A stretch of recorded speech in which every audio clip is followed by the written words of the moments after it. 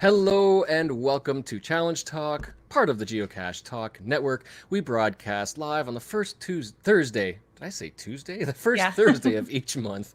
Feel free to jump over to YouTube or Facebook to watch the broadcast live and join the wonderful and active chat room or listen to the entire show on your favorite podcast player.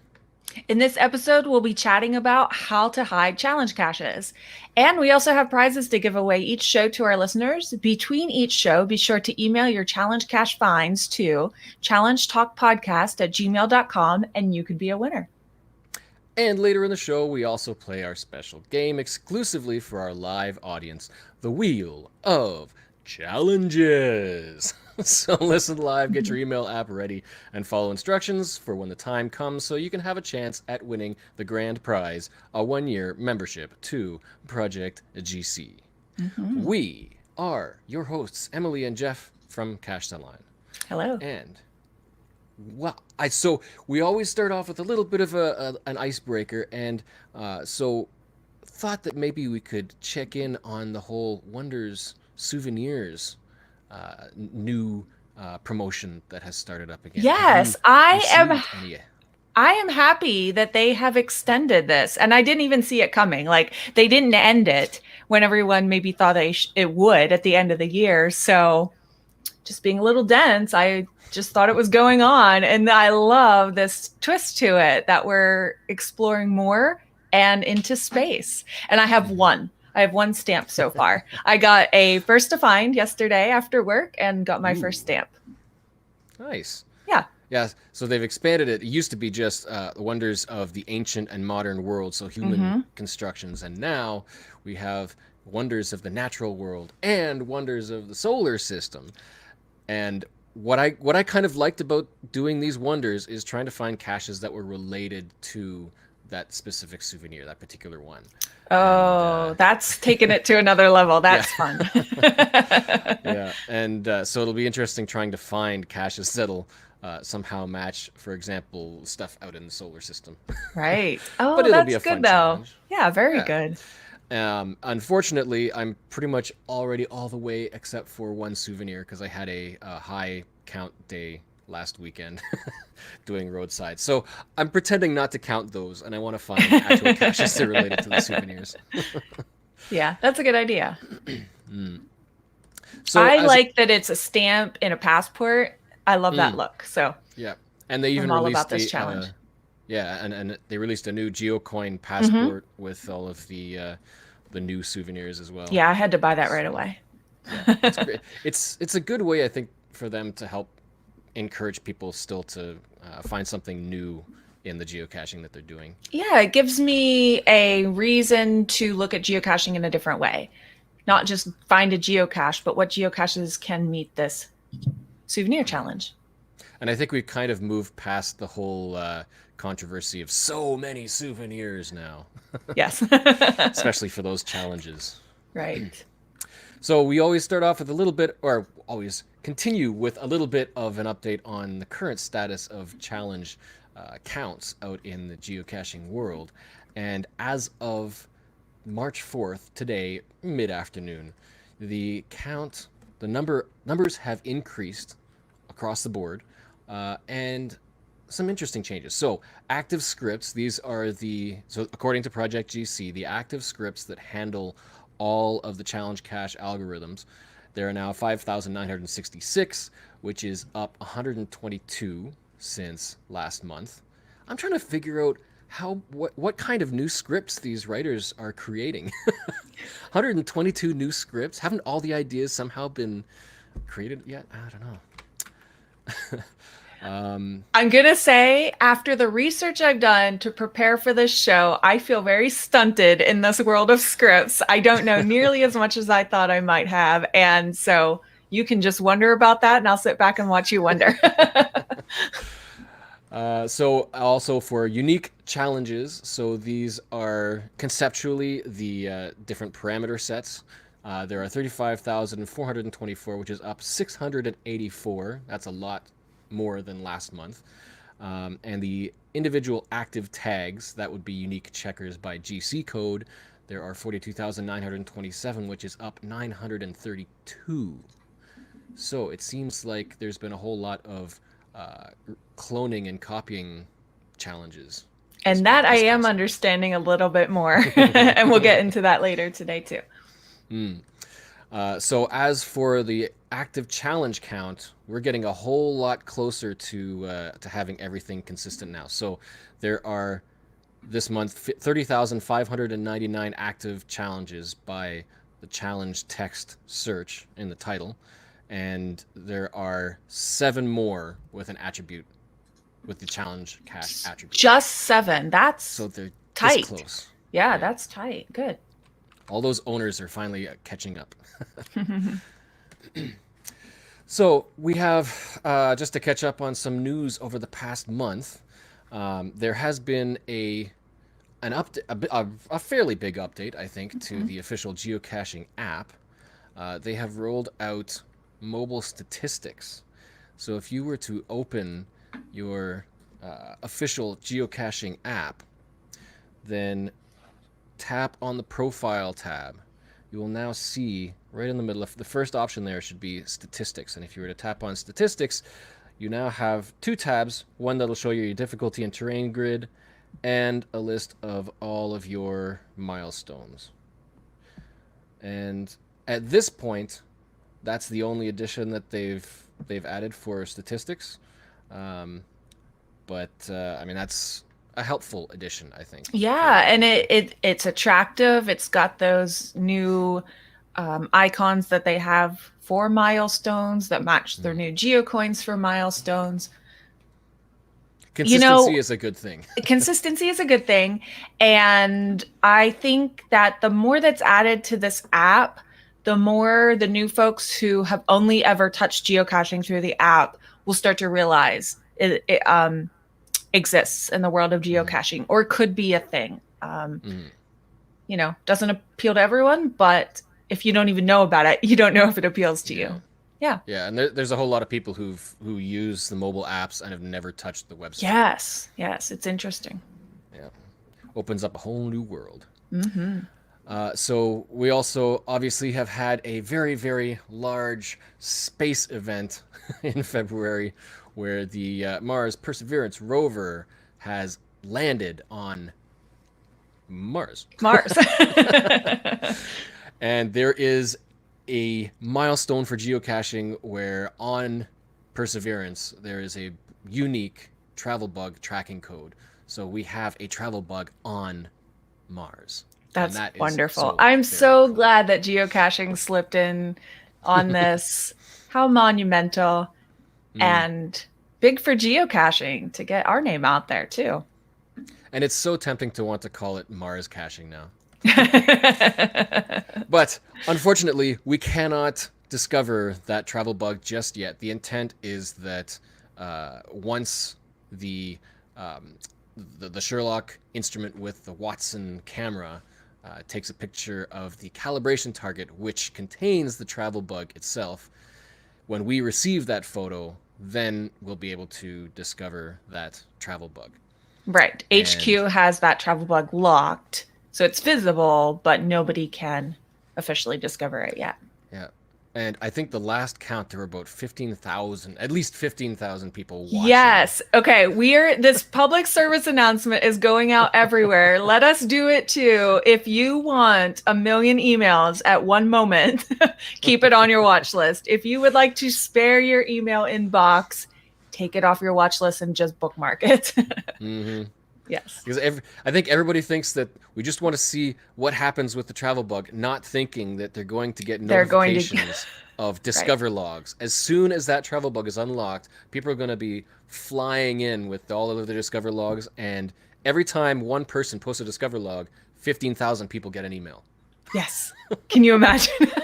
And if you think about how many people are watching and how many people are going to want to discover the travel bug, within the first maybe 10 minutes, there's probably going to be at least 500 to 1,000 logs. Right. So it's going to be one hurricane of emails. Yes, it will be. This trackable number behind me, I didn't even think about it when I was doing my Worldwide CacheCon interviews, how big Worldwide CacheCon audience would be. And I was flooded with discoveries on that one. Oh, this Mars rover trackable is going to be so much bigger of a response. Be warned. Yeah, yeah. And then we also just recently this week had an update for the major events that have already been postponed to 2021. Now the Geocaching HQ 20th anniversary celebration event has also been postponed to 2022. We can't even have the legal age 21 year event. I kind of expected it. I was already making my plan B plans for the year, pretty much knowing that those would be postponed again. Mm-hmm. Yeah, I think we all knew it was coming. It was just a matter of it becoming official. Right. And then, so that, along with Geo Woodstock and the Going Ape Mega event that gets everybody going to the one of two live ape caches in Seattle. No, is it in Seattle? It's close to Seattle. I keep forgetting all the stuff that's just outside. Snoqualmie Pass. The ape cache is in, Snoqualmie is in Seattle, or Washington, not Seattle, Washington. That's what Canadian here. So this month's topic is kind of a big one.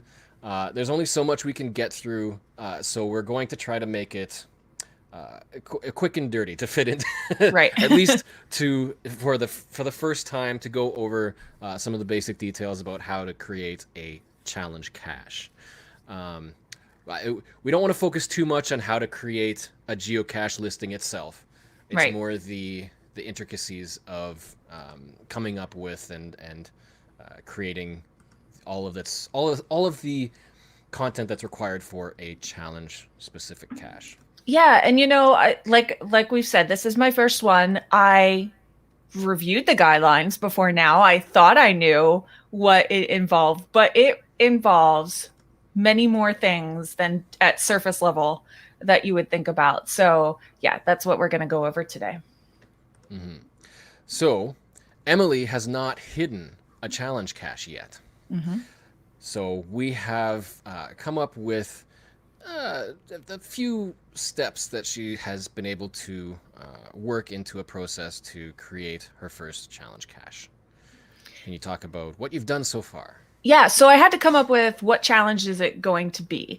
And I could have gone with something big and common, Fizzy, Jasmer, something like that. I didn't really want to go that route. So my next idea came to me of cache types or cache icon types. I really had fun back before I had a lot of types, getting those types. And traveling to get a type, or my first mega, my first giga. I went to the HQ block party. I can't remember what year, maybe 2011 or so. And I was actually slightly disappointed, even though it had its own icon. I didn't have a mega icon. So I went to a mega event and didn't get a mega icon. So the Ape Cache event was actually my first mega on a different year that I went to the HQ block party. So I just remember the excitement I had of getting those icons. And over Labor Day weekend last year, I was able to do 13 icons in a day. So I stayed away from the in a day part. There's tricky rules around how many, restricting what a person has to achieve in a certain amount of time. So I went with having to find a certain number of cache types. And then I had to decide how many should I select. When you look at the challenge cache rules, it has to be reasonably attainable by people in your area. So I started looking up well-known geocachers in my area and seeing how many different cache types they had. I had anywhere from several people with 15 different cache types down to maybe only 6 or 7. And so what seemed to be a good number was 10. So that's what I landed on. My challenge is going to be having found 10 different cache types. I learned that 12 cachers in my area meet that qualification. So another thing I did was reach out to my reviewer before I even confirmed that this was my decision, to tell him I have 11 people or 12 people in my area plus myself who qualify for 10 cache types. Will this be publishable? And he said yes. And he also said, remember all the other caveats of hiding challenge caches too. So we'll talk about some of those as well. So that's the very first thing I had to do. What is my theme? And can it be attained by a reasonable number of people, not just people who have to travel to attain it? And there's still plenty of people in my area who can work towards it and have a challenge on their hands. Yeah, and of all of the challenge caches that I've seen that relate to the number of types, like you said, there's the one that a number of types in one day. But even just getting 10 cache types, I mean, if you start requiring some of those rare event types, then it does become a little more difficult. Right. People will need to plan ahead and look for those things, and perhaps attend an event they've never attended before. Right. Like Yeah. And we have a unique opportunity right now where people are awarded celebration events where a person can go to an event that seems like a nice local event, but it gets them a whole new icon. And maybe that's what tips them over the edge of being eligible for my challenge. Mm-hmm. I was hoping to be able to show, I don't know how many people know about this, but there is a wiki, a geocaching wiki that Groundspeak has that all of the regional reviewers tend to use. Unfortunately, the wiki is currently down for maintenance. Oh, so we can't show that.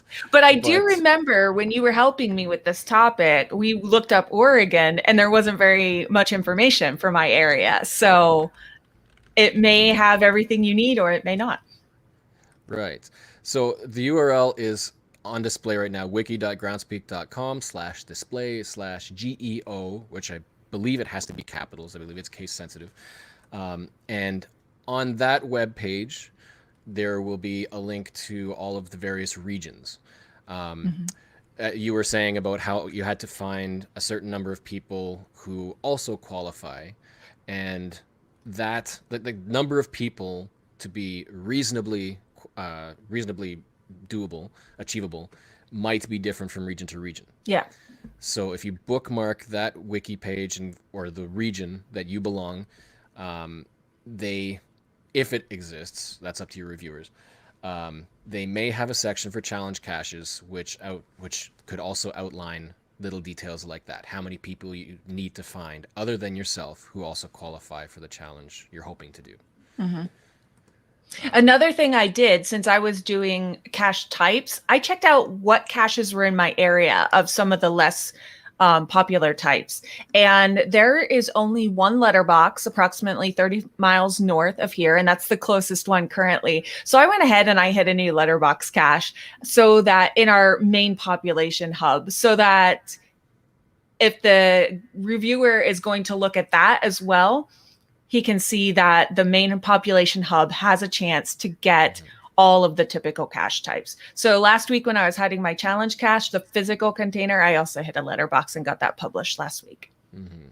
And I remember when I was publishing one of my challenges that had to do with DTs within certain counties, again, to determine if it's reasonably attainable, had to find out how many of specific DTs were available. And for a couple of them, there were only no more than a handful, which means it could get pretty tough, especially if people had already found them or right. if they get archived or whatnot. So it's always good to double check that not only are there people who already qualify, but that there are sufficient caches to actually be able to qualify if somebody were starting fresh or starting fresh or not having the hardship of traveling. I think it's all about, am I hiding something that my local community has no use for? They're trying to avoid that. So you had, first of all, so you've hidden a letterbox towards qualifying for your challenge. And have you hidden the container yet? I have hidden the container, yes. That's always a good thing, because there's too many people who create the listing and then they submit it for review. It gets published and then they disable it because they either forgot to hide the container yet, or they weren't ready, or they didn't know. I have to say, yes, sometimes when I go out for first defines, that is in the back of my mind until I find it. Has this actually been hidden? Mm. So you have your listing prepared, correct? Yeah, I haven't done too much with my listing, and I even just thought right now my um, GPS is in the other room, so I don't even have the coordinates with me for the listing. But we don't need those. We can refine Right. details later. I don't need Yeah. my local cachers pre-knowing the coordinates for this challenge. Yeah, that's a good point. So the big step for the challenge cache, the one thing that every challenge cache now requires is that elusive challenge checker. Mhm. Project GC was around long before these were required, and so they built up a whole database and all that to be able to create these checkers for people if they wanted to add them. Now it's required. So, before you publish your cache, before you send it for review, you need to make sure that you've got the checker HTML inserted into your cache listing. And you haven't done that yet, but you've taken the first steps to try to figure that Yes, out. I was trying to find a checker that matched my challenge exactly. I was running into several problems. Um, when I was just using the search feature for challenge checkers, I was finding more results than I could use, and they were not what I was looking for. So I really felt like I was looking for a needle in a haystack. Mm, And then most of the challenges I found, or the checkers I found that would be somewhat close, were for really old caches, pre moratorium. So they weren't exactly what I was looking for either. They would have allowed things that aren't allowable now. mm, So the I did finally find a pre-moratorium checker, but it is what I want now. A lot of these challenges I found were for a different number of cache icons. And so I would have to request the checker to be edited to be just 10. So I finally found a checker that is just 10 icons, and it includes most every cache icon except for one, the new community celebration event. And so that's the checker that we're going to talk about. What do we do with this checker that's almost right, but not quite? mm. So to roll back just a bit to make sure everybody's on the same page. At the beginning of the episodes, we talk about things like the scripts, the tags, and the GC code. So on Project GC, if you were to go to Tools and Challenge Checkers, it's a little obscured. Um, when that loads, one of the first things you'll want to do is to try to search um, for a similar checker. So when we talk about things like we explained what the script is. It's the unique code that's used to generate any number of checkers, um, depending on what people are looking for. The tag is that specific addition that assigns a script to a GC code. So Mm-hmm. it's a unique link. Along with that link to a GC are the parameters that define how the script works. So in your case, you were creating one that was searching for that was going to check that you've got finds for 10 different cache types. Mm-hmm. To speak or to make it simple, there could be one script that checks somebody's statistics for uh, to determine how many different cache types somebody has. So the tag would say, I want to make sure that the person has at least 10 cache types. The value might change. So on one GC code, it might be 10 cache types. On another GC code, it might be 12. It might be 5 on another. So that's the difference between the values. One script, multiple tags for different GC codes. So if you were, what you were saying, you were trying to find a cache, trying to find a checker for the challenge that you were doing. The easiest way to create a challenge, the quickest and simplest way, is just to clone an existing checker. Right. If you clone it identically from one GC to another one, so it's tagged from the old GC to your own GC, everything will be exactly the same. So if you found one that was 12 cache types, in order to qualify, and you cloned that for your GC, your checker would qualify if there were 12 cache types. Mm-hmm. So the challenge comes in when you want to change those values. It used to be that you could do that yourself, but that has been restricted for some time now.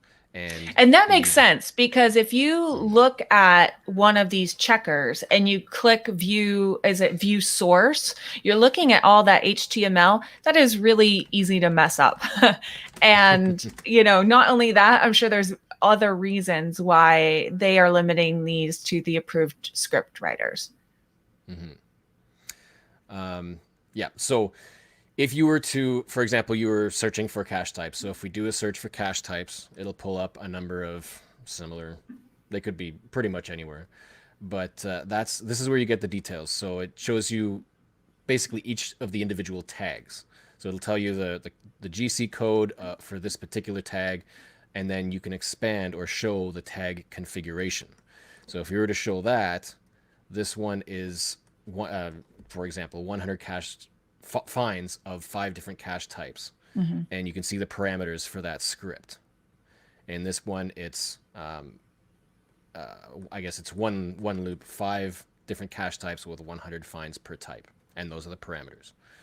And that script could be the basis for any number of challenges, and there could be who knows how many challenges using this identical tag configuration. For yours, see if there's anything that pops up looking like just a quantity of cache types. Yeah, there's so many. If you want, I could give you the GC code that I think. Sure. So the one I found, and it's funny because this is one I've already claimed. It's in Oregon. There's several places in Oregon with a string of challenge caches, and so this is one of them. And it is GC3 EGT0. So we can load up that particular checker, and yeah, so we've got the DJ Bach challenge 10 icons, and the tag configuration shows at least 10 different cache types, 1 find per type, and that's the relevant content. And so yeah. So I clicked view source, and that's where I was able to see all the different cache types right there at the beginning of the script that are written in there, and how I could also see that community celebrations were never added to this script.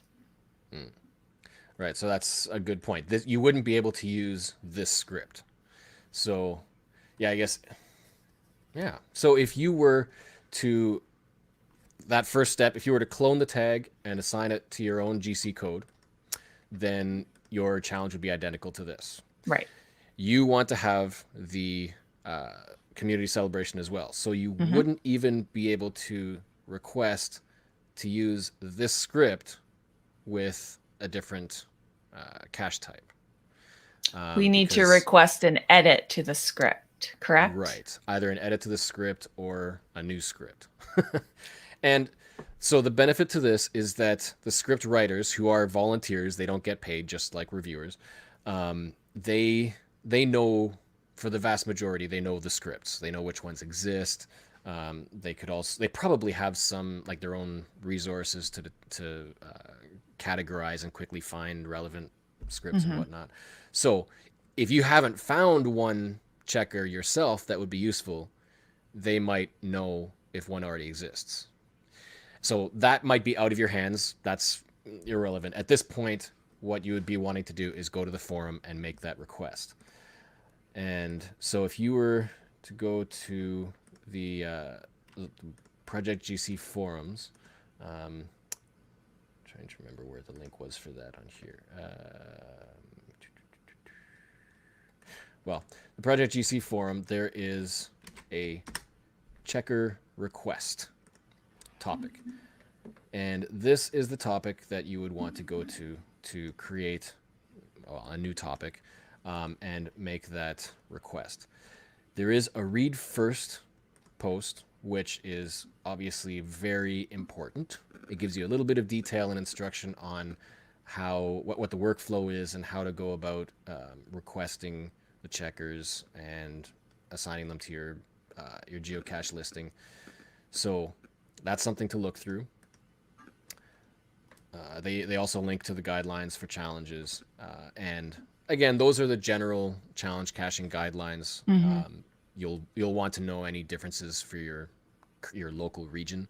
And if you're unsure of that, you can always ask a reviewer, your local reviewer, and they should hopefully help you. Right. So, yeah, when you make that request, basically explain what you want. You provide the GC code for the cache listing that you've created, and then explain what you're looking for. And that code's needed because they build that code into the script somehow, right? Right. So the cache page has to be created, even though they're not going to look at the cache page. They need that information. Yeah. So if you remember looking at the checker for that that one, what was the GC code again? Let's see. It was GC3EGT0. The URL for that checker, we'll drop it onto the display, includes the GC code. And the structure of that, this is where the information comes in handy, because the structure of the URL, there's the GC code that this particular checker is assigned to, and that number at the end is essentially the tag. Like this, it's an identifier that this link to this GC code is showing this checker. Mm-hmm. So that's why it's important that you don't just copy somebody else's code and stick it into your listing. You want to clone it or recreate it for your own GC code. That is listed in the read first. All right, we need to check something. We have BMARS 7391 saying this checker does show community celebration caches. So let's look at that.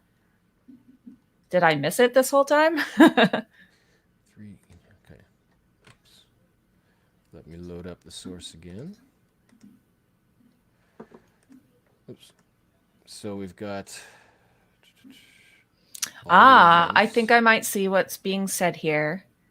Oh, right. I think this is a technicality, if I recall. So it has to do with groundspeak and community celebrations and how they're not excluding folks who didn't get them for the 10-year anniversary. So the way they renamed things. Mm-hmm. Yeah. So as I recall, the Lost and Found celebrations, that was another anniversary celebration event type that they created quite a while back. They essentially rebranded the Lost and Found celebration to a community celebration. I believe that's correct. All so right. that's why. I'll have to look at something else too, because I made a list and my list was one number off from this list of the type of challenge or cache types there are. So it's still one short. Well, I haven't looked through the list, so I'm not quite sure. It doesn't there's nothing else that's. I'm looking at my list and benchmark is there. And that's interesting because benchmarks are not allowable. Benchmarks and lab caches are not allowable for this type of challenge. Well, then that's interesting, because if this script is allowing benchmarks as qualifiers, then interesting. We don't typically look at the scripts of the challenge checkers because they can get pretty complex. But I mean, at least it gives you an idea of what's going into the script. Because in this case, again, being a relatively simple script, it's just looking for 10 types. So you'd think those are cache types. But again, if you view the source, it's not just cache types. There's benchmarks as well. Right. And, I kind of had that thought. I didn't bring it up for this show, but here it is. Why is benchmark in that script? Mm-hmm. Again, this is an older cache. So let me see. Yeah. Yes, this is an older cache. So I don't know if that would have been allowable back then, and Yeah. it's not now. Yeah. So the pre-moratorium rules may have allowed that, Mm-hmm. but now they don't. And that could also explain why there's no adventure lab. I think there are some challenge concepts that do allow adventure lab finds counts in there. But yeah, again, in this particular case, this script is old, so maybe there's a newer one that does exactly what you're looking for. Yeah. In any case, you could, in theory, use this script if you knew what that missing cache type was. And I thought it was community celebration. So I'll just have to look at that list again, compare everything. Yeah. Okay, so what is your next step? Well, I have to create a cache page so that I have that GC number. And then I have to, when this script is written, and when I finally get it just right, that I have a script writer confirm it's what I'm looking for, the requirements are that this is included in the cache page. And this is one of the things that my reviewer wrote back to me. It absolutely requires a checker. So my cache would not get published without it, as well as somewhere in the title, I have to have the word challenge. So those are my two main things as I am writing up my cache page that I absolutely have to include. Yeah.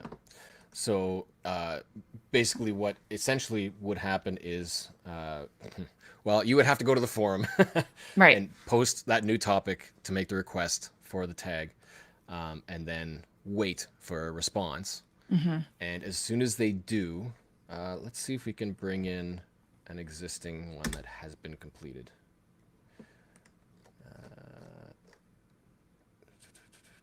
Nope, that's not a good one. Waiting for feedback.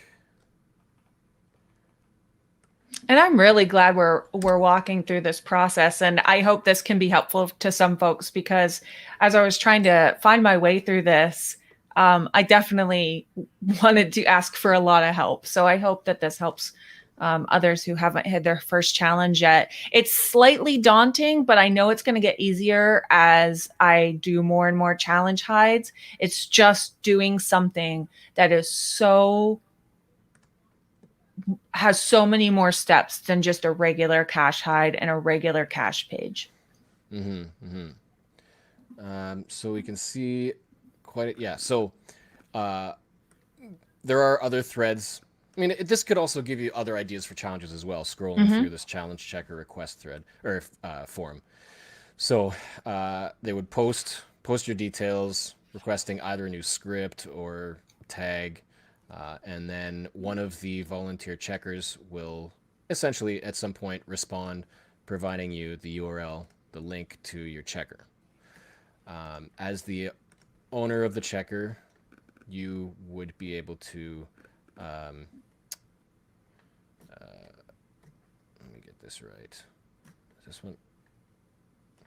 That's all. I think okay. So I think this is because the cache hasn't been published yet, so Project GC hasn't loaded the GC code data. So, forgetting that, um, you would then be able to, well, once it's published, grab the source code for that checker to be able to paste into your cache listing. Right. And Project GC has some helpful hints on that as well. I think it's in their FAQs, but I'm not exactly sure. But I ran across that. Mm-hmm. And that's another thing, hiding a cache page. When you go to the cache page builder tool, it defaults to a very simple tool. And you have to change it to write your cache page in HTML so that you can paste this checker in. And Right. that could be daunting for some folks who have never done that. I usually do that with my hide so that I can add in some pictures, a link to our local geocaching group, things like that. So it's very easy for me, but it's because I've been doing that for years. So that could be another challenge for someone who's never done that before. Mm-hmm. Yeah, those little details are things that you pick up the more that you do them. Right. can actually load in one of the checkers for the Iron Man Bingo Challenge. And so, so here they've been created to. Somebody else created this, retagged another existing checker, and then created the parameters for that one particular square in the grid. Um, yeah. Let me get the notes. So the next steps, once you've got the HTML, I remember what I was going to do. Load up. Nope. Where is the GC code?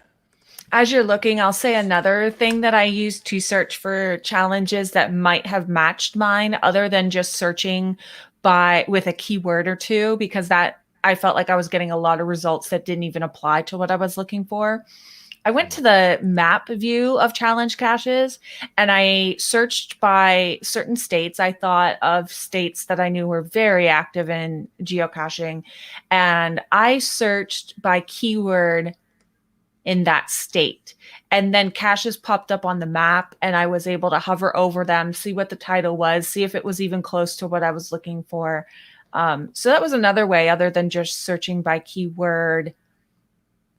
I don't know if it was necessarily more effective, but it was, it felt like I was filtering out a few more caches that I wasn't, that weren't meeting my needs versus the list search. Mm-hmm. Yeah, finding a challenge that matches what you're looking for can be a tough call. Can be a tough. Yeah, tough all thing to those do. numbers we go over at the beginning of the show, that's the number of scripts I was searching through to find exactly what I wanted, and I still didn't. Yeah.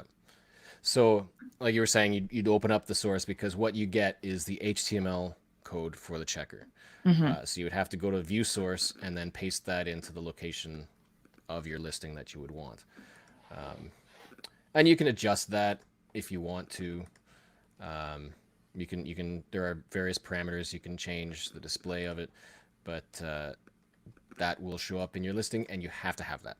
Right. And you can also remember that when viewing a listing, if you've got special add-ons, browser add-ons, the Project GC browser script will add that little challenge checker section on the sidebar, which Right. lists all of the checkers that are tagged for your GC code. Mm-hmm. And I've come across quite a number of challenges that there's only one checker, but there are multiple checkers in that section. Like there's That's so one that interesting. the cache owner has created it, but this is one reason why in their read first, one of their guidelines is do not just copy somebody else's checker code because the GC code won't match. Right. And Right. that could be one reason why there could be multiple checkers listed in that sidebar because there could be any number of checkers assigned to that GC code but used somewhere else. So it can get kind of messy, kind of confusing. Yeah. Now, there's a whole conversation going on in our chat right now about rating challenge caches. So I have to come up with that too. And, I am a believer that the difficulty, although this could be very subjective, is on how hard is it to accomplish this challenge. And then the terrain is the real terrain of the hide. Yeah. So that's the way that I plan on rating my cache. And I'll take tips. What do people think a 10 cache, 10 icon achievement should be rated? I don't think it's that hard, but to a newbie, it could seem like mind blowing. And oh, wow, I'm actually going to have to go find that multi-cache now that I've been avoiding. And I'm going to have to actually solve a puzzle that I didn't want to do. So, yeah. And there was also this trend. Yeah, and there was this trend a long time ago with challenge caches, very difficult ones, being rated 5 5s, 5 difficulty and 5 terrain. Right. When they're a lamppost, like you've qualified for the challenge, and now you go to find that 5 5 challenge, which is a lamppost. Like it's in an LPC. It's really simple. Right. These days, I think there might still be some people who publish simple challenge caches where the challenge is hard. the terrain is easy, but still rate it really high on both D and T. But I think it's getting a little better now that the difficulty, like you said, the difficulty is related to the challenge and the terrain is related to that specific geocache. Right. Well, And Memphis so Mafia it'll be a even put in the 5-1. chat that that's the rule. Yeah. Yeah. Essentially, yeah. So, yeah, when it comes to something like that, I would prefer to see a 5-1, 5 difficulty, 1 terrain as well. The way I look at it is, if you like, when you're doing a challenge, you're finding all of the geocaches to qualify for it. You're earning those individual difficulty and terrain ratings already. Mm-hmm. And there's Like, no if they're way I all can know how hard someone made it on themselves. So it's more of me thinking through, if maybe someone was starting from scratch, they probably already had their traditional because somehow they got into geocaching. And then what else are they going to have to do? Solve that first puzzle, find that first multi, wait for the first event to publish so they can go, especially during pandemic, are there even events in their area? So that's the thing that I'm going to have to think through. What might it be like to finally get to 10 if you're starting from 1? Mm-hmm. And it used to be that you could make the argument that the difficulty and terrain should be rated for the hardest qualifiers. So that's another one of the reasons why 5-5 challenges existed when the final was an LPC, was because really you would have to work in order to find and log that challenge. You would have to accomplish a 5 difficulty and 5 terrain. If those were qualifying caches for that challenge, then you would have to work yourself up to and accomplish a 5-5 in order to qualify for the challenge, which is why the ratings could be rated that high. Right. But the general consensus, I think, over time has led to, no, the terrain should be for the specific geocache listing. The difficulty is more, the difficulty could be related to the amount of work to determine which caches are qualifiers. That can be hard in itself, to just actually qualifying, like getting and finding those caches. Whereas you are earning those individual DTs for all those qualifiers, the difficulty and terrain are still specifically rated to that challenge cache. Yeah. That's the way I look at it. And something we haven't said yet is this cache type is unknown. That is also rule 2. I'm not hiding a traditional cache, even though it's a traditional walk up and sign the log container. Yeah, it needs to be a mystery or unknown cache. The way to think about that is all the other cache types have specific requirements, specific definitions. The unknown has generally been a catch-all for anything that doesn't fit into those other cache types, which is why there could be any number of different experiences that don't line up that don't fall into a cache type category. So challenge caches have to be qualified as an unknown cache type. Right. I'm seeing a little bit more chatter as well in our chat room, saying some people like a challenge final to be easy, some like a challenge final to be a challenge. I feel like I'm somewhere in the middle, and I did take that into account when I was hiding this cache. I took into account the location of the cache on the map because I was thinking of people who travel through. A lot of people, I live where 101, the highway coast, goes through our town.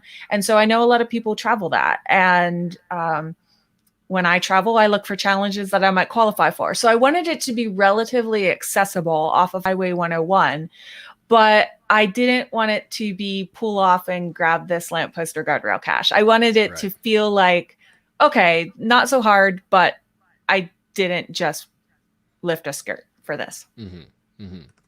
And Quads in the Mud has made a good point as well. You realize a local who has been caching for a while could have real trouble with your cache if they've found most of the more rare types before, so they can find it one day. So Well, are you thinking I'm not doing all cache types in one day? That's just something that I recently accomplished that made me again excited about cache types. So this one is anyone who has found 10 different types. So if it's an older cacher, They might not have to do anything new at all. They might be instantly qualified for this.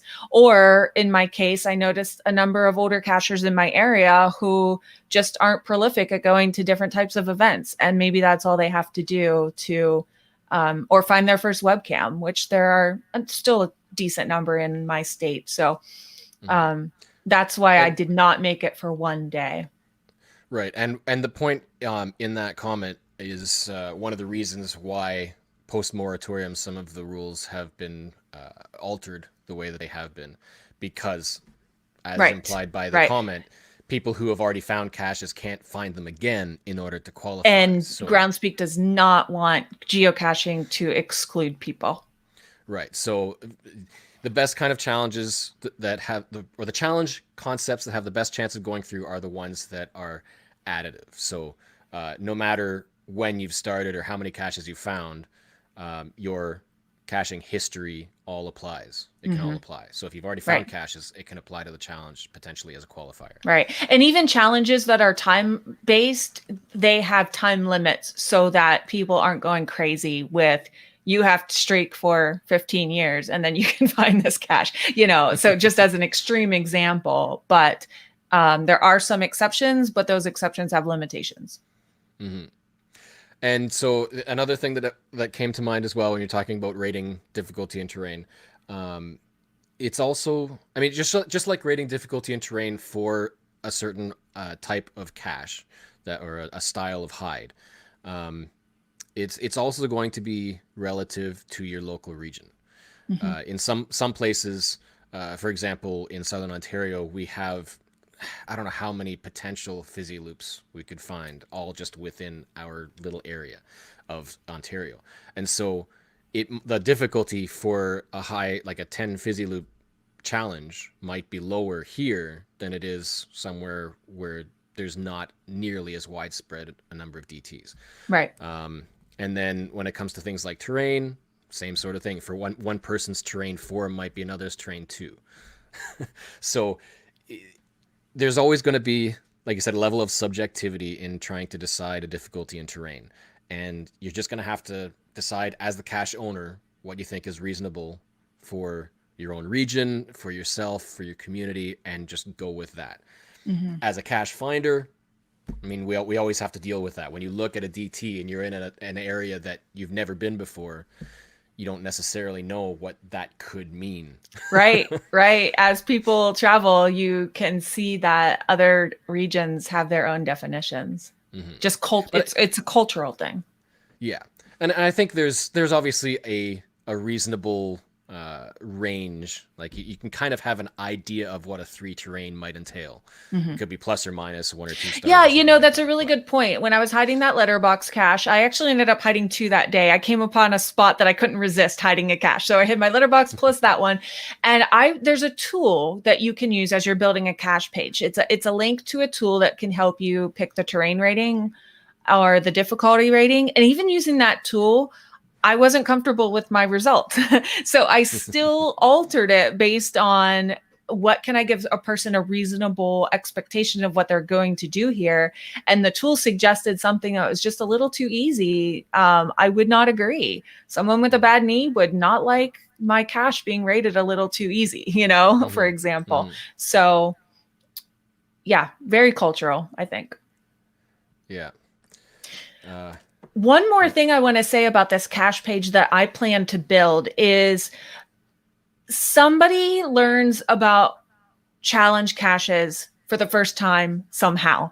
And I don't know if that's going to be my cache page or not. And so I want to have on my cache page at least a mini explanation of what can you do with this cache.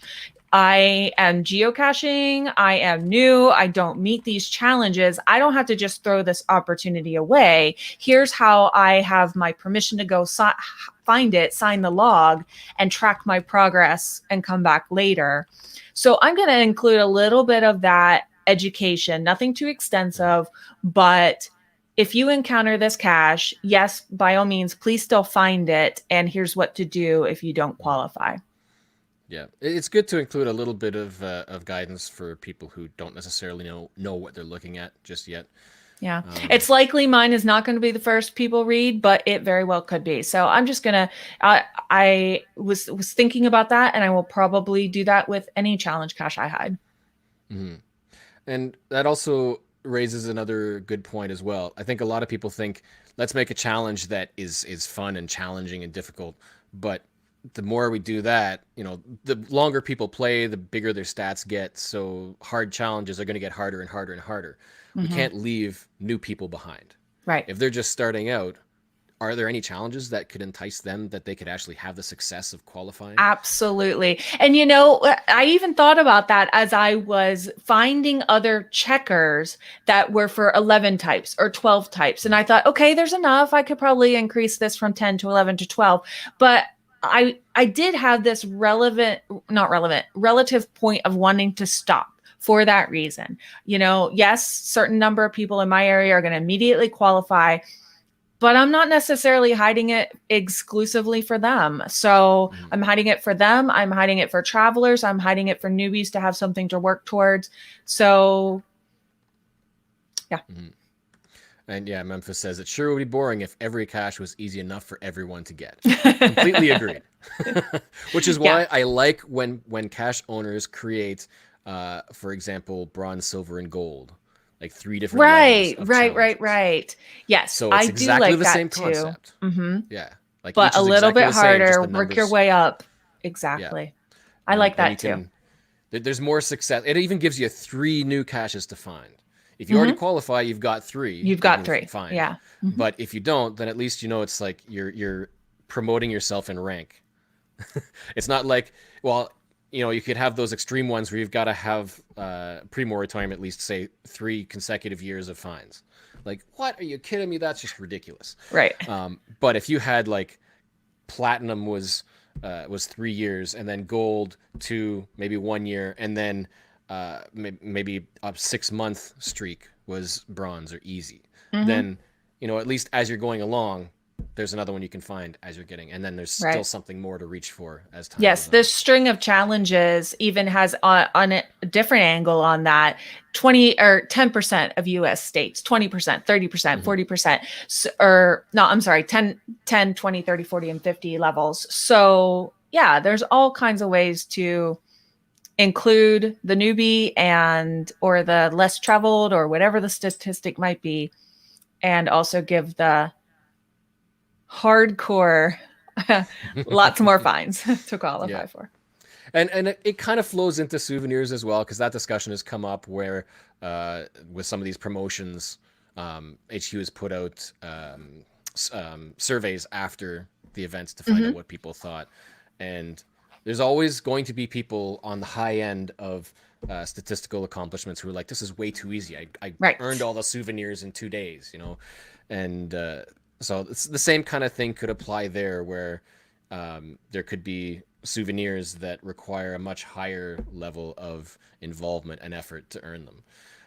Whether HQ does that or not, I mean, that's entirely up to them. I think they've toyed around with doing things like tiered souvenir earnings, but generally speaking, the souvenirs have been intended to be much more uh, reasonable, within reach, accessible for the general Yeah. community, And I'll which tell means you, much easier. even, the Wonders of the World is kind of a spin-off on Mystery at the Museum.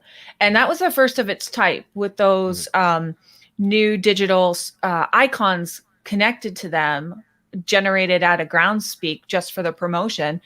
And when that came out, it was too hard for me. I am cashed out of my area, and they had a giant expectation of how many you needed to find. Yeah. And so, I'm not generally very negative, but I gave feedback on that challenge, like not as well as I wasn't able to see what icons caches had. So I couldn't Mm-hmm. plan. I had to plan to leave my area for any bit of accomplishment on that challenge. And I couldn't even plan that. And so, they obviously took that into consideration, and they created a challenge that's very similar and also edited to be a Mm-hmm. different angle. And then it got even simpler with a pandemic, but that's another story. Yeah, and it's nice that they have extended that date, because it gives a lot more people, if they need to, time to travel or drive a greater distance to find them and stuff. So Right. yeah, much more accessible now. So you are now. What's your next or final step for your listing? Um, I'm not sure. Where were we? So you need to request, and then so you have to create your listing still, right? I do have to create my listing Yeah. so that when I request a change in the forums, I can include that GC code. Yeah. So once you've got that listing, you send the GC code with the request to Project GC. Wait for the response because they will create and link to your checker as long as it's all allowed, and then you'll be able to copy that HTML into your checker and then or into your listing. And then from that point, it's just finishing off with your Right. And that listing doesn't have to be cache listing. complete. All I have to do is create it enough to get that GC code assigned. And that happens pretty immediately. And then I can submit that request with that GC code. And in the meantime, while I'm doing that waiting, perfect my cache page. Now, how did you go about determining enough people who qualified for your challenge? So I literally did old-fashioned bookkeeping, like a pre-moratorium geocaches. And I just looked up people I knew and I counted their cache types from their profile page and made myself a list. And that's how I knew my number. And when I talked to my reviewer, when I emailed him, the only thing I included was there are 12 people in this area that qualify. But I kept that list. So in case when I finally submit it and he asks me I don't know if he'll ask me for more details, but I've got that list saved in case he does. Mm-hmm. Yeah. Hollis Bidalis has just said that with only 600 finds, they're grateful for easier goals. Some of those bronze, silver, and gold types. Good. Exactly. Good. Yeah, so I remember there was one challenge that I created that bookkeeping for that would have been ridiculous. So I got the checker created first, but then had to run other people's names through the checker to find. Okay, right. And my check was so much more simpler than that. I see what you're saying. Mm-hmm. Yes, and Memphis asked if I'll give an update once I publish this challenge. Yes, because I think there's definitely more things to show you guys once these steps are done. It's just you can't. I guess this shows you that you can't just sit down and do everything you need to after you hide it out there in the wild. You can't just come home and submit a cache page an hour later. Right. There are very specific steps to hiding a challenge cache. It's a little more work, but there's so much more reward with it as well. Exactly. There's reward. It's some excitement in the geo community. It's stretching for me as a cache owner, and I'm going to be so much more satisfied learning something new and ready to go with my next challenge. This has me thinking about all the next things I want to do for sure. Mm-hmm. Yeah. And like Jinxer said, my challenges I'm working on list is huge. I have that as well. I've got one for challenges I may never complete, ones that are nearing completion, and then I've got a list for challenges that I've signed but not qualified for. Mm-hmm. That way, I can essentially ignore those ones, but because I've already found them. But then I'll know that once I qualify, I can just log it as found. Right. I'm going to tell you guys a story. I traveled last month and there was an old challenge I wanted to qualify for. It was something to the effect of cities around here. And you have to find a cache in each of the cities listed on the cache page. And so I had about half. So that meant that while I was visiting my parents, we had to get to some very specific places. And that was fun. And when I went back and on the day before I left, and so I was flying out early the next morning, I was logging all my caches and I had a gigantic uh-oh moment because I DNF'd a cache in one of the towns and I never thought to get another cache in that town.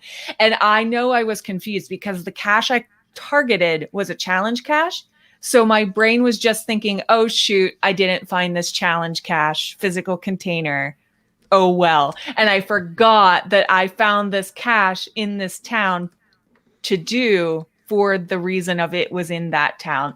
So now I have to wait until I visit my parents again. There was not enough time in my trip before catching my flight to go to that town out of the way, opposite direction of the airport. So these things happen. And now that cache is still on my to-do list, signed log, but cannot claim it. Yeah, those rare qualifiers, you almost always have to try to find some kind of backup just in Yes. case. Yes. And do remind not yourself to pay attention and do your backup work. Yeah. Yeah. Well, I'm sure that this topic is going to generate a number of other questions as well. So, as usual, if you do have any questions, then please do email us at challengetalkpodcast@gmail.com, and we can answer them in a future show, a future episode. Right. This show might give us a whole nother show worth of questions. Yeah. Hey, everyone, go out, do this process with me. And as you're doing it, what are you running into and need help with, need clarification with, want to give observations that we didn't even talk about tonight? Yeah. And as usual, when it comes to official things like rules and guidelines, then reviewers will be happy to help as well. We're not reviewers.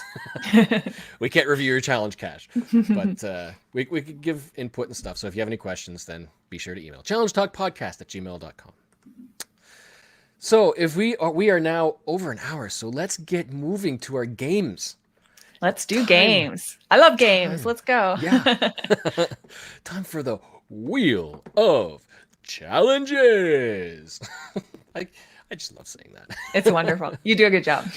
So, one live viewer each month will be selected to face off against the wheel and have a chance to win the grand prize, which is a 1-year membership to Project GC.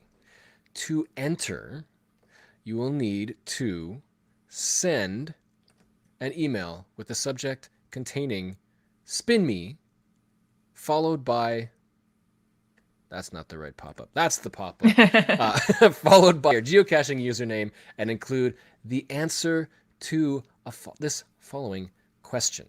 So if you've got your email open, get ready. The question is, what's the name of the rover on Mars? I should clarify, the latest rover on Mars. Right. The one that is all abuzz in geocaching news. And then, we'll watch those emails roll in, and whoever gets the first correct answer will face off against the wheel.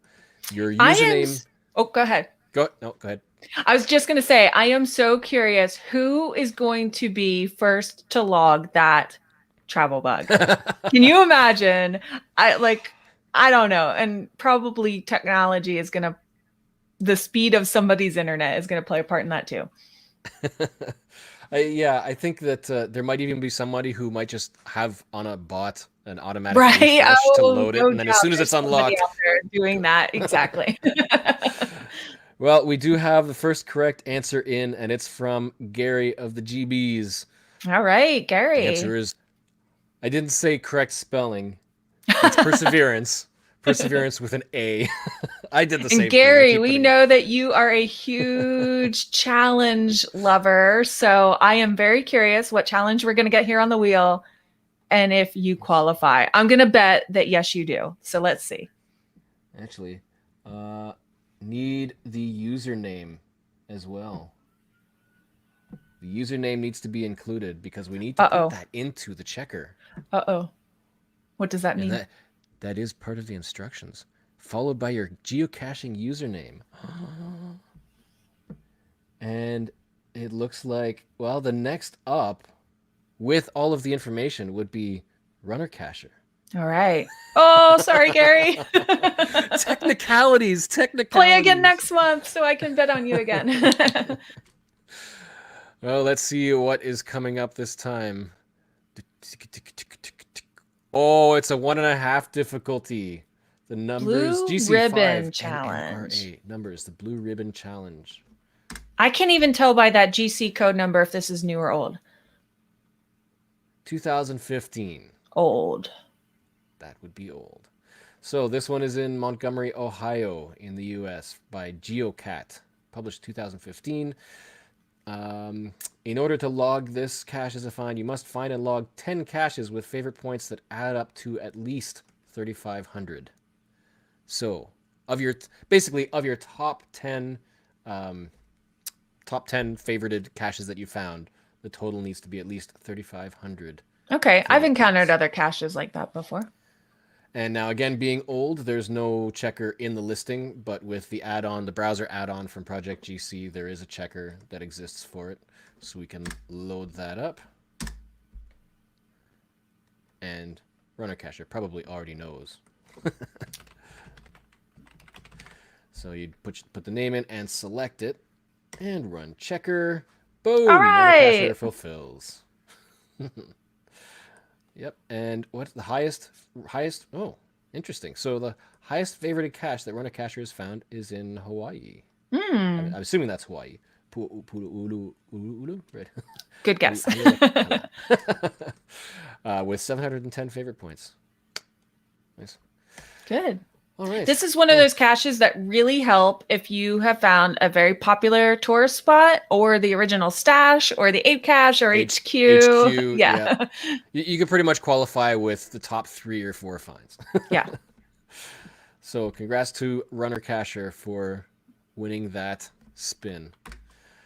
That is a full year of Project GC membership. Congratulations. Yay! Our next little game we like to do is to highlight a number of interesting challenge caches that people have sent in and qualified for in the past month. Every month we give a congratulatory shout out to listeners who email us proof of qualifying and logging. That's the operative word, a challenge cache since the last show. And anyone who sends an email to challengetalkpodcast@gmail.com with the challenge cache GC code, and if you want a photo to share for that month, you'd be entered for the prize giveaway. And the prize, we have Challenge Talk Geocoins. Do you have one with you? I do. Oh, they're way over there. Yay. That's a great Oh, coin. there we go. Oh, there's the big one. It's a lovely coin. Yeah. So we have a number. We always have a bunch of people who send in their qualifiers for the past month. I'm so glad. I love hearing about what people have accomplished. Yeah, unique ideas, interesting, challenging. Whether they're easy or hard doesn't matter as long as they're interesting. That's what it's a challenge. Yeah. So first of all, we have one from Bloody Cool who sent in GC8GTAZ or Z, 9 icons in double digits Travelers Challenge.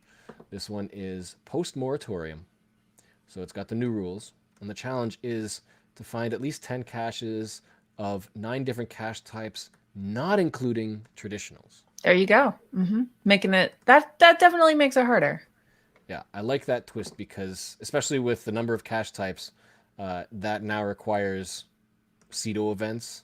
For most people, CETO events will be the next most common, because events are already in there. I think below that you get into mega events and giga events, and the extremely rare ones. Right. So, you could either do 10 types with traditionals, but everybody's gonna have traditionals. So I thought it was a neat, interesting little twist. Good. Next up, we have GC8 5KDH8 Eager Beaver Monthly, February 28th, Challenge Edition. All right. By Rich Reagan. This one is pre-moratorium in California. The objective is to find at least one cache on the first day it was found or the day following the first day it was found by anyone for every unique day of February for non-leap years. That sounds complicated. in simplified terms, think like an eager beaver. It's not the FTF. It's a new cache, but you found it the day that it was first found, or the day after it was first found. So you are not the FTF. Right. But you found it right after the FTF. Interesting. I've never seen that one before. No. Um, and it's not. It doesn't mean that you have to be second to find or third to find. Hmm. It's based It's on about dates. when you find it. Right. So if it was found on, there's some examples here. If it was, well, there's a whole bunch of examples. If it was found on February 4th and you found it as well on February 4th, that would be a qualify. If you found it on February 5th, that would also be a qualify. So the order of logs doesn't matter. It's just the first find date, and you have to find that cache on that date or the next date for And does every February day. 28th play a part into this? So all the dates of February. So All it the doesn't dates of include leap. February. Doesn't Okay. Yeah, doesn't include February 29th, but you have to have a qualified find like that for each date of February. So February 1st would mean you would have found a cache on February 1st where that cache was found February 1st or January 31st, if that makes sense. Yes. I'd He's have to really ponder it eager to if I find was new going to go caches. after it. Yeah. Does this That's have a why checker? Did anyone ever make a checker for this one? this one it should. It is a post moratorium, but there isn't a picture for it.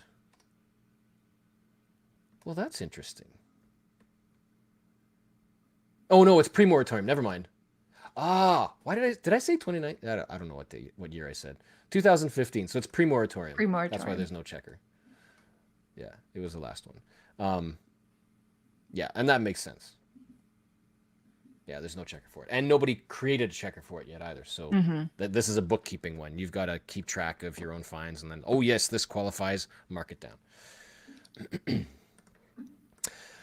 So next up, we have one from Just Finding Our Way, and it is GC8PQ23, the Gadsden Purchase Challenge. Mm.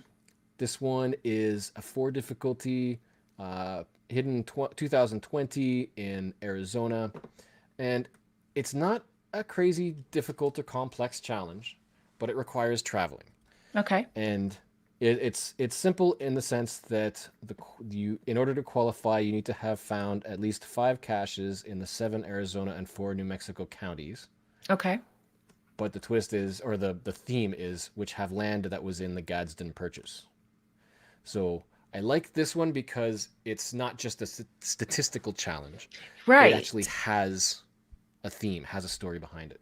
And what makes it allowable in current guidelines is that counties are a definable area. Right. They're defined in Project GC. So any fines within those counties will be tracked and counted for challenge caches for checkers. So it's allowable by HQ.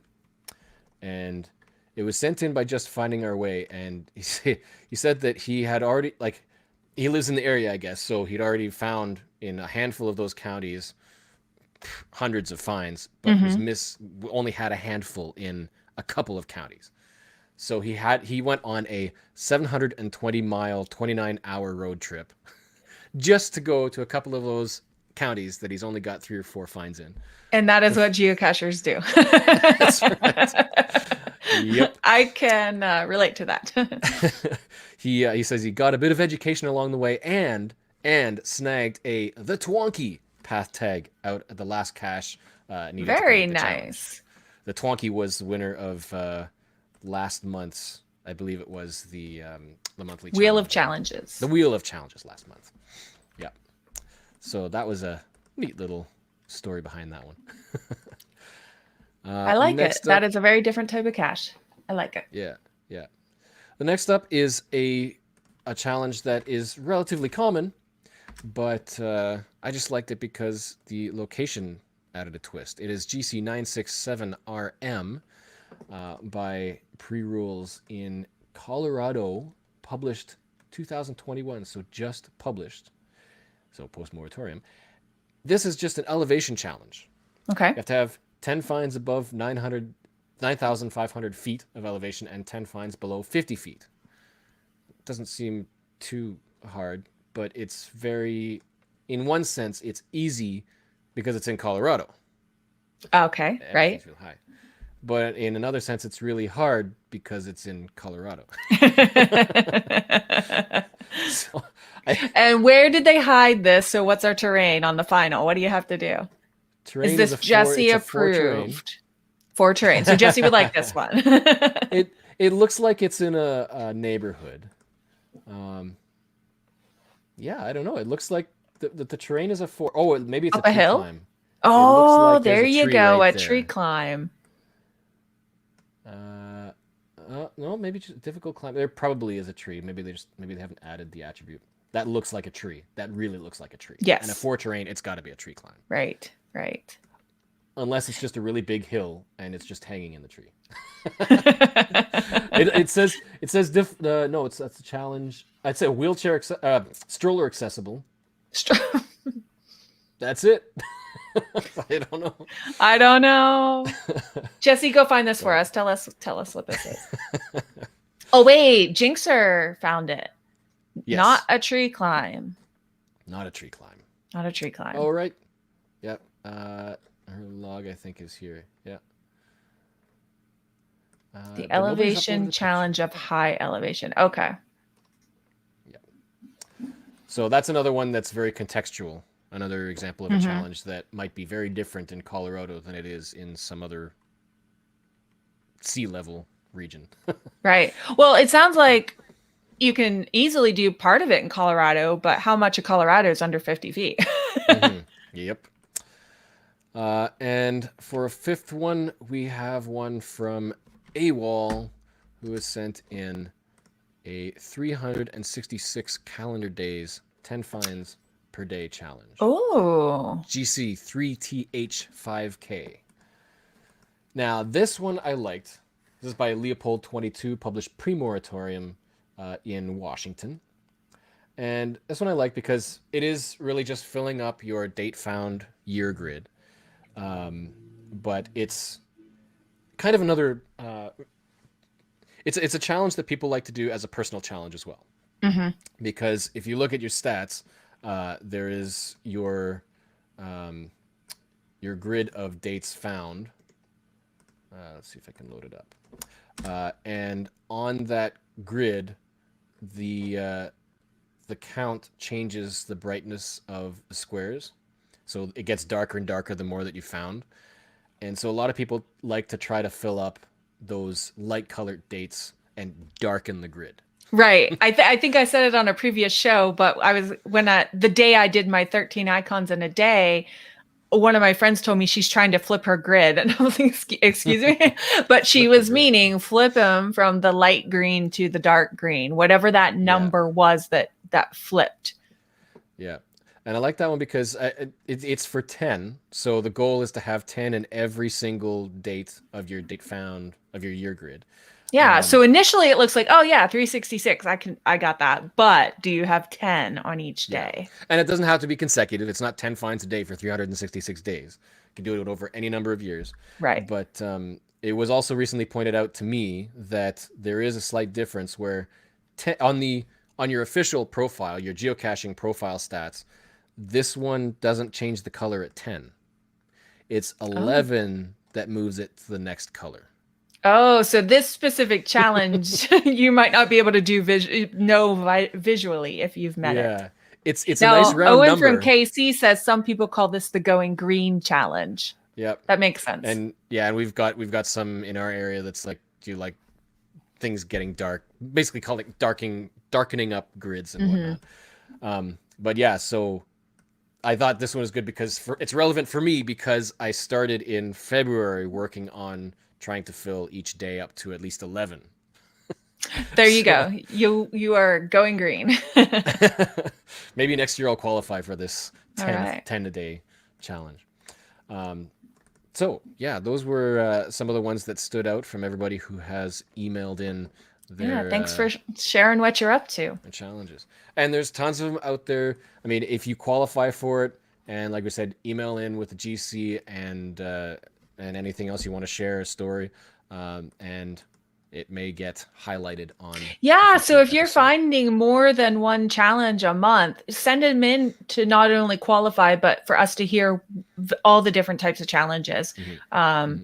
we can't highlight them all, but we like to highlight ones that are really unique to talk about. So tell us about all of them ones that you've completed. Yeah. And so of all of the people who have sent in those qualifiers since the last show, so it requires having a find log on that challenge cache between the last show and the next one. Then we choose from those names randomly, and this month's random winner is Butterfly Girl. Butterfly Girl. Congratulations. So congratulations. She's here tonight telling us that she's working on that Going Green challenge. Yep, that'll be good. And so, yes, thank you for everybody who sent in all of your challenges, and we'll be in contact to send you that brand new Challenge Talk Geocoin. Love it. And it's one of many. Every podcast of the Geocache Talk Network has its own Geocoin now, so you can work on collecting the full set. You can see my full set behind me. I love it. So one final thing that I personally like to do is highlight my own challenge cache, that Iron Man Bingo challenge that is still sitting there waiting for people to find, because it's not an easy one.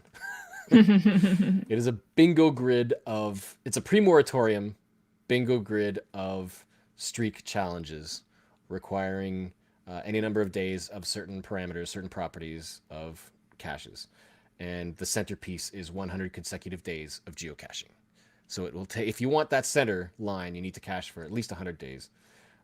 There is one or two lines that are intentionally a little bit easier, but there is an extra challenge. This is one of those that, like we were talking about before, having easy, medium, hard type levels.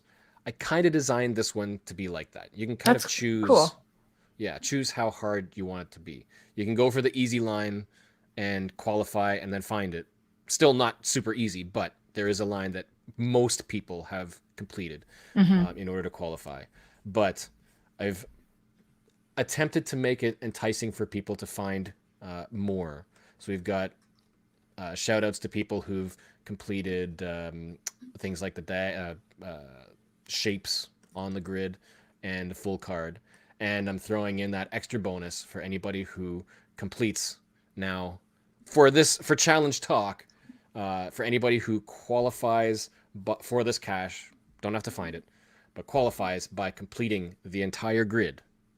If you can fill that entire bingo grid, then you will earn a geocoin that I will be minting for this challenge.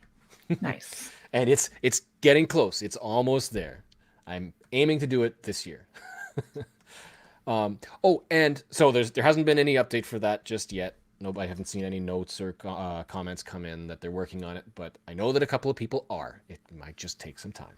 Yes. And there was a comment last month that I should make a little bit of a badge for people who qualify. Yes. And I did whip up a little bit of a badge. Nothing super special just yet. I might change it. But right now, let me load this in here. I haven't added it to the listing yet, but yeah, good. And that looks a lot like I've said, I've seen a lot of badges out of European countries, and that looks like exactly something I've seen on other people's profiles out of Europe. Yeah. And it's got the little green check for the Project GC for found checker. it. Yeah. And Good. Who knows, it might inspire the design of the geocoin. We'll see. All right, good. But I thought it was a neat idea, and I think it's kind of a neat idea for people who have potentially very difficult challenges to maybe add in that little bit of extra something to show on your profile once you qualify. If I ever get that far, I will do that step as well. So are there any other yes, one last announcement. Gary reminded us that Challenge Talk will be hosting Geocache Talk on March 13th. Yep, Saturday, special day, March 13th. Special day. And not unentirely relevant to challenge caches or challenges. So watch Yeah, for that. Mark it on so your calendar. the majority of the network will be at Texas Challenge that weekend, and so we'll be back in our studios and um, seeing what's up that day. Yep, and unfortunately, I think we are the only two people of the network who won't be there. Yes. So Is this our it's perfect. consolation that we host a show since we didn't get to be there? Oh, Gary clarified it's going to be the Texas County Challenge Finishers event. That's on March 13th, I guess, is what he's saying. Yeah, it's a big event for Texas. And That's very huge. far And south. members of the network have achieved that challenge and are very proud of that achievement because that is a big, hard, committed challenge to achieve. So, yes, live from the challenge event. Thank you, Gary. Yep. Yep. We'll be sure to make sure we get some coverage. Oh, that's going to be great. We'll be a part of it in some way. Good. So, there's no show next month. Or wait, no, that's right. It's April 1st. Our next show, the first Thursday of April, is April 1st. Mm-hmm. So, yeah, we'll see what happens with that episode. And as usual, our show notes will be posted shortly after the show for links and references and all of that. If you're curious to know more and want to explore, then watch for that. Yeah, and go out there and hide challenge caches alongside me, and let's hear how it's gone for you. Yeah. By all means, if you are thinking about hiding a challenge cache, then this is an opportunity to test out what we've said. And if you've got any corrections, questions, or information, then we can add that into next episode and whatnot. Yeah. So keep that in mind. And on that note, thank you for watching and listening. And remember, it's not about the numbers. It's about challenge accepted. That's right. Thanks, everyone. Good night.